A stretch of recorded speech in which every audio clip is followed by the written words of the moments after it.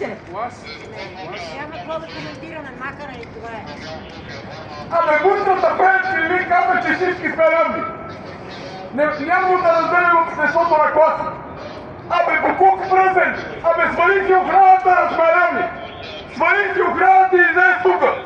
Тук излез отвънка на улицата, за да сме равни в сблъсъка на политика, олигарха, престъпника Пеевски с гражданите!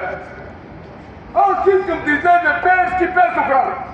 Без охрана да излезе, за да сме равни и в сблъсъка да видим кой е по-стилен! Истината и справедливостта или мафията! Да бъдем равнопоставени, искаш да кажа. Дай ще помоли полицията, ако решат, че вътре е мафията, а те го знаят, да ни пуснат за 5 минути. Ние сме 10 човека. Тя вътре са дебели всичките. Готови сме! Ама колкото да скочим на един на стиквата мога. Нали не мога ги бутеме, това са дебели, свине, по 150 кг. Ама поне на един отгоре ще скочи. И да им кажем волята на народа. Готови сме за България!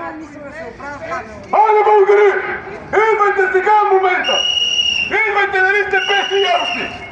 До кога ще ги чакаме? До кога ще им се молиме? Ние им се молим! Те ни унижават! Всеки път е така с протестите! Ние им се молим, те ни унижават! До кога? Тая енергия с нас ще трябва да... Толкова е